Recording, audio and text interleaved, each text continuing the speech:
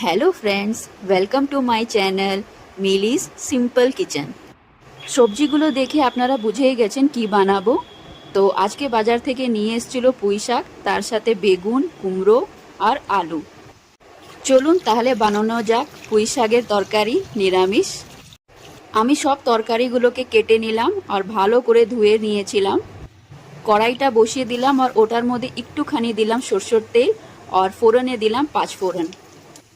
আপনারা জিরে ফোড়ন বা রাঁধুনি ফোড়নও দিতে পারেন, ওটাতেও ভাল লাগে। এখন আমি এটার মধ্যে দিয়ে দেবো আমার কাটা সবজিগুলোকে।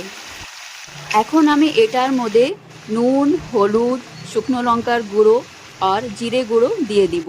শুকনো লঙ্কার গুঁড়ো অপশনাল, যদি আপনারা দিতে চান দিতেও পারেন, নাও দিতে পারেন। শুকনো লঙ্কা না দিলে গোটা কাঁচা লঙ্কা কেটে কেটে দিয়ে দিবেন।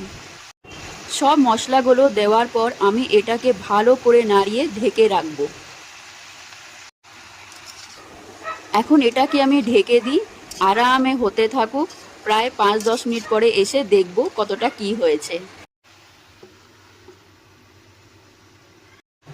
এই যে দেখুন, অনেকটাই মজে গেছে।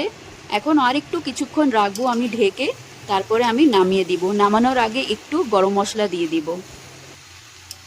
আমি গোটা গরম মশলা আগেই গুঁড়ো করে রেখে দিয়েছিলাম। এই যে দেখুন, এখন তো পুরোটা হয়েই গেছে। কিছুটা নাড়াবো আর নামানোর আগে একটুখানি গরম মশলা দিয়ে এটাকে আমি নামিয়ে দিব। এই যে আমার নিরামিষ পুঁই শাকের তরকারি রেডি হয়ে গেছে। আমার সিম্পল রান্নাগুলো যদি আপনাদের ভালো লাগে, প্লিজ সাবস্ক্রাইব করবেন। দেখা হবে নেক্সট ভিডিওতে।